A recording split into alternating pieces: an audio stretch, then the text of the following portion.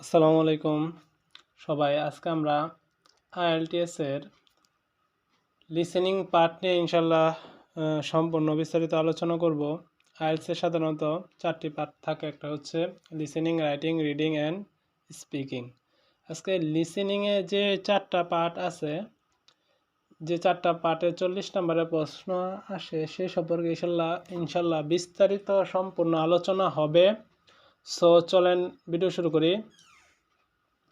IELTS এর লিসেনিংয়ে সাধারণত 6 ধরনের প্রশ্ন আসে। কত ধরনের প্রশ্ন আসে? 6 ধরনের প্রশ্ন লিসেনিংয়ে সাধারণত আসে। আর 6 ধরনের প্রশ্নেই এক একটা এক এক রকম, 6টা 6 ধরনের। কখনোই একটার সাথে একটা মিলবে না, অথবা বিগত বছরে প্রশ্ন আসছে এমন প্রশ্ন IELTS এ কখনো আসবে না, কিন্তু এই প্যাটার্নে প্রশ্ন আসবে। আপনাকে যা করতে হবে বা জানতে হবে,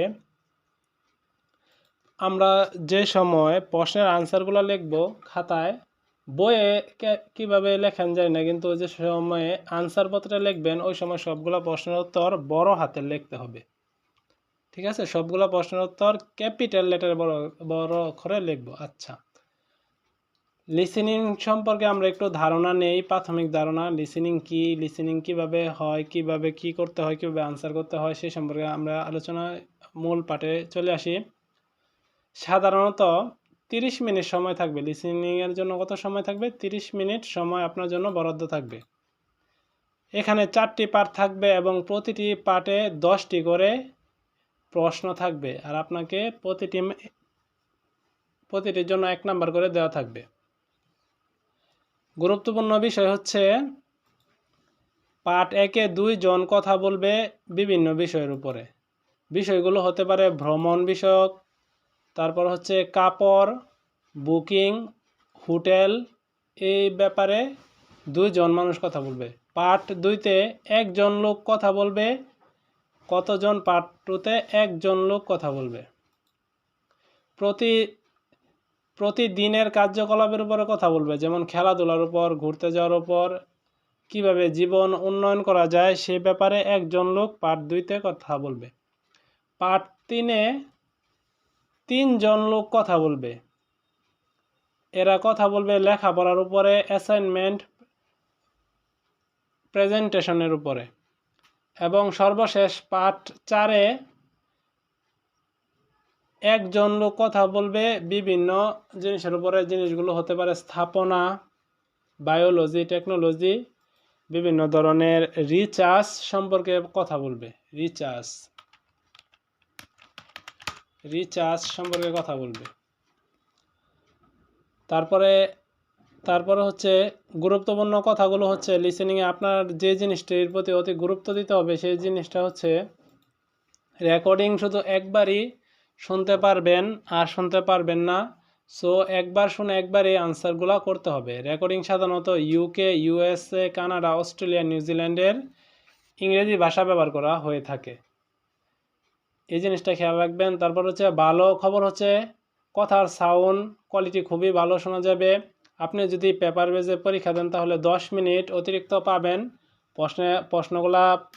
প্রশ্নের আনসারগুলো প্রশ্নেতেই লিখবেন এবং উত্তরপত্রে স্থাপন করার জন্য এক্সট্রা 10 মিনিট সময় পাবেন। আর যদি কম্পিউটার বেসে পরীক্ষা দেন, সো ওই সময়ে যেহেতু টাইপিং করে পরীক্ষা দিয়ে ফেলবেন, 2 মিনিট শুধু পাবেন লাস্টে আনসারগুলো মিলানোর জন্য।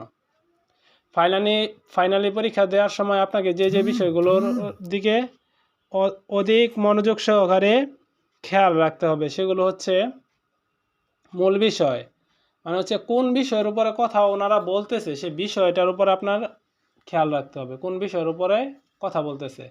খালি ঘরের আগের ও পরের ওয়ার্ডগুলো আপনাকে মার্কিং করতে হবে। স্পেসিফিক ওয়ার্ডগুলো আপনাকে মার্কিং করে রাখতে হবে। যে বিষয়ের উপর কথা বলছে সেই বিষয়ের উপর খেয়াল রাখতে হবে। তারা কি বোঝাতে চাচ্ছে তার উপর খেয়াল রাখতে হবে। অনুমান করা কেমন ধরনের উত্তর হতে পারে, অনুমান করতে হবে আপনাকে কেমন ধরনের উত্তর হতে পারে। এই জায়গায় আপনাকে আগেই অনুমান করতে হবে। আমরা এই সম্পর্কে ইনশাল্লাহ নিচে যাব, কথা বলতেছি, সম্পূর্ণ পাঠ নিয়ে আলোচনা হবে। IELTS এর নম্বর, আপনি যদি 16টা প্রশ্নের আনসার লিসেনিংয়ে করতে পারেন, মার্ক আসবে 5 যদি 23টি প্রশ্নের উত্তর করতে পারেন আসবে 6, 30টা প্রশ্নের উত্তর করতে পারলে আসবে 7 এবং 35টা প্রশ্নের উত্তর করতে পারলে 8। 40 থেকে আর যদি 35-এর উপরে করেন তাহলে হবে 8.5 এবং 9। 1 নংয়ে কী ধরনের প্রশ্ন আসতে পারে? 1 নংয়ে কী ধরনের প্রশ্ন আসতে পারে? এগুলো হতে পারে note fill up, form fill up, table fill up, chart completion ইত্যাদি। নোট কমপ্লিশন হচ্ছে এইদিকে আপনি যে সময় একটা নোট দিবেন, নোটটা যে সময় আপনি ফিল আপ করবেন তখন আপনার যে বিষয়টার উপর খেয়াল রাখতে হবে সেটা হচ্ছে উপরে একটা কিছু একটা দেয়া থাকবে, ওই জায়গায় লেখা থাকবে, মানে গাইডলাইন দেয়া থাকবে। গাইডলাইন লেখা থাকবে এমন 2 word and or number from each answer, মানে 2টা ওয়ার্ড হবে এবং একটা নাম্বার ব্যবহার করা যাবে। 1 ওয়ার্ড বলতে যদি বলে শুধু অনলি 1 ওয়ার্ড তাহলে ওই যে টেবিল, চেয়ার, এই জায়গায় কয়টা করে ওয়ার্ড? একটা ওয়ার্ড। 2টা ওয়ার্ড যদি বলে স্টুডিও, অ্যাপার্টমেন্ট, এই জায়গায় কয়টা ওয়ার্ড হয়েছে? 2টা ওয়ার্ড। $3, 2টা word. One word and a number, মানে একটি ওয়ার্ড একটি নাম্বার বলতে এই যে 3 একটি নাম্বার, ডলার্স একটা ওয়ার্ড। 1 word 1 number.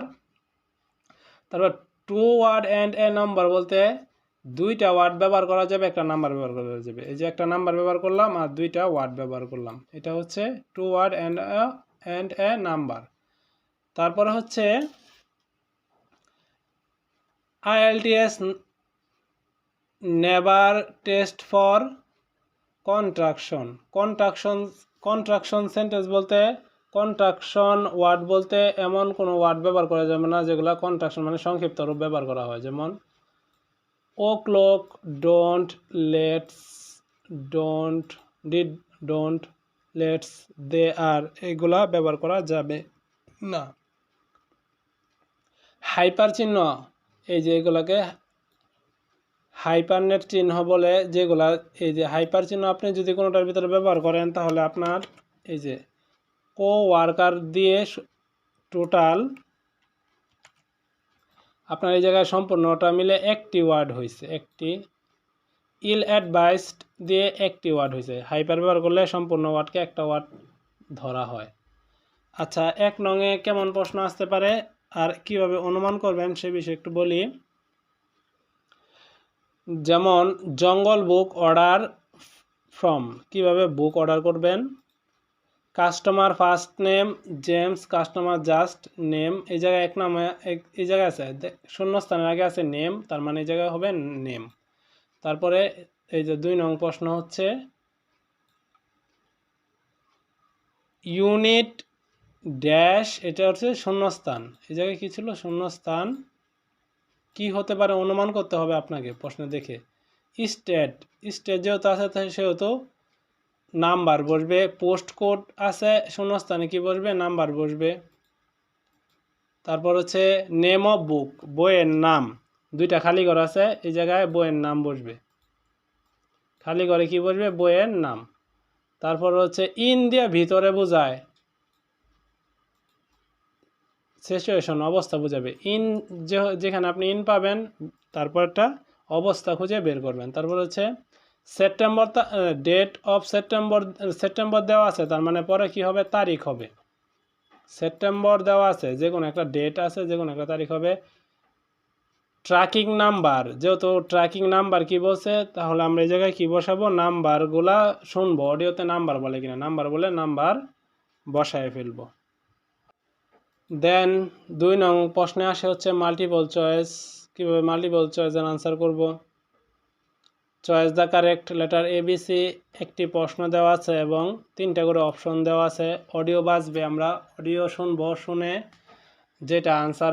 যেটা আনসার বলবে সেটা আমরা মার্ক করব, এটা দাগাবো। এটা অনেক একটু ক্রিটিক্যালি আপনারা যদি প্র্যাকটিস করেন তাহলে মানে 3টাই বলবে, বাট হাউএভার দ্বারা ওরা প্যারাফ্রেজ করবে। এগুলো আমরা প্রত্যেকটা পার্ট বাই পার্ট ভেঙে যে সময় আলোচনা করব ওই সময় আমরা কিভাবে প্যারাফ্রেজিং করতেছে সে সম্পর্কে আমরা আলোচনা করব, কিভাবে এই প্যারাফ্রেজিংয়ের আনসারটা করা যায়। তারপর হচ্ছে 10 নাম্বার হচ্ছে বুক এডিশন সিলেক্টেড, মানে কোনটা আপনি সিলেক্ট করবেন, মানে ওনারা যেটা বলবে ওইটা সিলেক্ট করব। ওকে, এমসিকিউর ক্ষেত্রে দাগানোর সময় আপনাকে দুই দিক মনোযোগ দিতে হবে। একটি হচ্ছে অডিও, অন্যটি হচ্ছে রিডিং, মানে রিডিংটাও পড়তে হবে, অডিওর ভিতরে কি কি বলতেছে এটাও আপনাকে খেয়াল রাখতে হবে। যখন ওনারা উত্তর বলবে আপনাকে, সে অপশন থাকবে, সবগুলোই বলবে, মানে সবগুলা প্রশ্নে সবগুলা 3টে অপশনই ওনারা বলবে। আপনাকে কটা অপশন বলবে? 3টে অপশনই ওনারা বলবে। সতর্ক, যখন ওনারা উত্তর বলবে আপনাকে, সে অপশন থাকবে, সবগুলোই বলবে, এবং এর থেকে আপনাকে যে অপশনগুলো না বলবে সে অপশন বাদ দিতে হবে। মানে যে একটা, মনে করেন প্রথম বললো first, no first is not good, second, পরে যে আরেকজনে বলে ইয়েস সেকেন্ড ইজ বেটার, সেকেন্ডই ভালো, তাহলে আপনাকে বুঝতে হবে ফার্স্ট কি বলছে, প্রথমে ফার্স্টটাকে না করে দিছে, সেকেন্ডটাকে ওনারা নিছে। আর আর যে অপশনে হা বলবে তা টিক চিহ্ন দিতে হবে। তা লিসেনিংয়ের ক্ষেত্রে খুবই গুরুত্বপূর্ণ। আপনারা যখন করবেন, আমরা যে সময় করাবো ওই সময় বুঝতে পারবেন। অনেক সময় আপনাকে প্রতিটি উত্তরের সঠিক মনে হবে, সেক্ষেত্রে আপনাকে বিষয়ের উপর লক্ষ্য করে দাগাতে হবে। মানে 3টা বলবে, 3টে উত্তর মনে হবে, সেই ক্ষেত্রে আপনার যে বিষয়টা আছে উপরের, সেটার উপর নির্ভর করে আপনার প্রশ্নের আনসারটা দাগাতে হবে। কিন্তু খালি রাখা যাবে না, আনসার দিতে হবে, পারি না পারি, যদি হয়ে যায় তো লাখ ভালো, 1 নাম্বার পেয়ে যাব। তারপর হচ্ছে কোশ্চেন টাইপ হচ্ছে 3 নং কী ধরনের প্রশ্ন আসতে পারে, এগুলো হতে পারে কোশ্চেন টাইপ নং 3 শর্ট আনসার দিতে হবে, মানে খালি ঘর থাকবে, ওনারা আপনার অডিও বলে যাবে, আপনার অডিও শুনে শুনে কারেক্ট আনসারগুলো বসাতে হবে। এর জন্য আগের কিওয়ার্ড এবং পরের কিওয়ার্ডগুলো মার্ক করে রাখতে হবে। মার্ক করে রাখলে আপনারা শুনবেন, ওনারা বলবে এন্ডের আগে কি বলে শুনে এই জায়গায় বসাবেন, এন্ডের কি পরে কি বলে এই জায়গায় শুনে বসাবেন।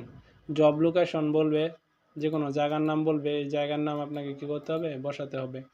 এভাবে এই যে এই পার্টটার আনসার করতে হয়। তারপর হচ্ছে কোশ্চেন, এটা গেল 3 নংয়ের শূন্যস্থান যেগুলো আসে সেটার প্রশ্ন উত্তর। তারপর হচ্ছে 4 নংয়ে আসবো ম্যাচিং।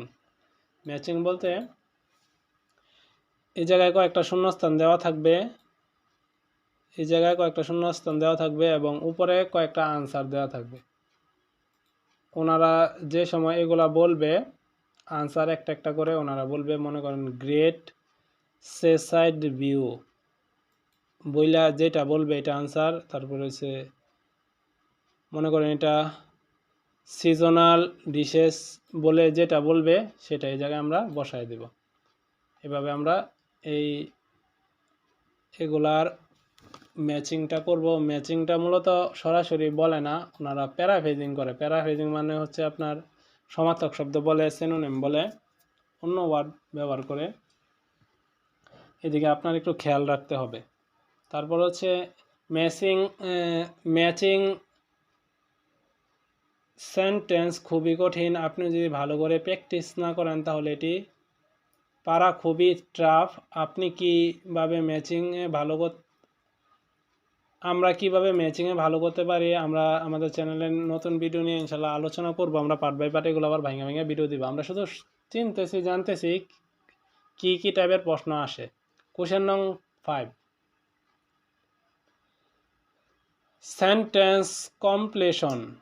এটি সাধারণত খালি ঘর পূরণ, কিন্তু এই খালি ঘর পূরণ করতে গ্রামার আর্টিকেলের দিকে খেয়াল রেখে তা পূরণ করতে হয়, আর বিশেষ করে অর্থের উপরও অনেক নির্ভর করতে হয়। এটা আসে 4 নং 10 নংয়ের জন্য আসে। আগে বলছি কিভাবে উত্তর হবে, যেমন আর্টিকেল থাকলে আর্টিকেল বলবে, তারপরে এই বলে যা বলবে এটা আমরা আনসার করে বসাই দিব। এন্ডের আগে যে ধরনের ওয়ার্ড হয় এন্ডের, এবং পরে সেই ধরনের সেমি ওয়ার্ড হয়। আবার মাঝে মাঝে আনসার আগে বলবে এবং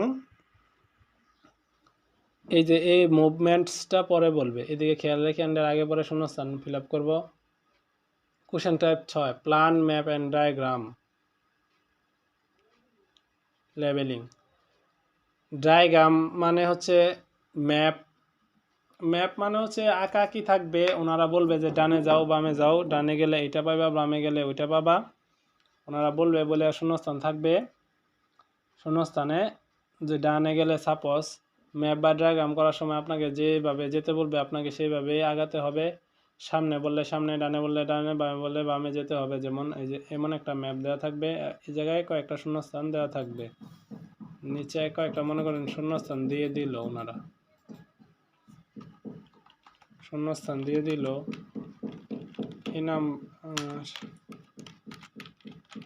এই নাম্বার দিয়ে শূন্যস্থান দিল কয়েকটা, বি দিয়ে শূন্যস্থান দিল, তারপরে বলল ইন্টার ডোর দিয়ে যদি তুমি লেফট হ্যান্ড সাইডে যাও প্রথমে ভিলেজ পাবা, তাহলে প্রথমটার উত্তর হবে এই নাম্বার হবে ভিলেজ। তারপরে ইফ ইউ গো স্টেট, তুমি যদি সোজা যাও তাহলে হসপিটাল পাবা, তাহলে হবে হসপিটাল। এবার এইভাবে হচ্ছে ডায়াগ্রামের ম্যাপের আনসারগুলো করে। আশা করি লিসেনিং পার্টে কি কি আসে এবং কিভাবে আনসার করে সে সম্পর্কে একটা সাধারণ হলে একটা ধারণা চলে আসছে। এই পার্টগুলা থাকে লিসেনিংয়ে এবং এইভাবে উত্তরগুলা করতে হয় আমরা পার্ট টু পার্ট। কীভাবে 1 নংয়ের আনসারগুলো করে, কিভাবে 2 নংয়ের আনসারগুলো করে, কিভাবে 3 নংয়ের আনসারগুলো করে এবং টিপস অ্যান্ড টেকনিক যেগুলো আছে সবগুলো আমাদের পার্ট বাই পার্ট ভিডিওতে শেয়ার করব ইনশাল্লাহ। আমরা শুধু এই ভিডিওতে কি কি জিনিস লিসেনিংয়ে থাকে এবং কি কি জিনিসের আনসার করতে হয় সেই সম্পর্কে সবার সামনে একটু বিস্তারিত আলোচনা করলাম। এবার এই ভিডিওটা যদি প্রথম থেকে লাস্ট পর্যন্ত সবাই দেখে তাহলে লিসেনিং পার্টটা কি টাইপের প্রশ্ন আসে এবং কত নাম্বার টোটাল সব সম্পর্কে ইনশাল্লাহ একটা ধারণা চলে আসবে। সো সামনের ভিডিওর জন্য সবাই অপেক্ষা করেন। 10 নাম্বার কীভাবে পেতে হয় 1 নংয়ের জন্য সেই সম্পর্কে ইনশাল্লাহ আমরা সামনের ভিডিওতে আলোচনা করব। সবাই শেষ পর্যন্ত ভালো থাকেন। আসসালামু আলাইকুম।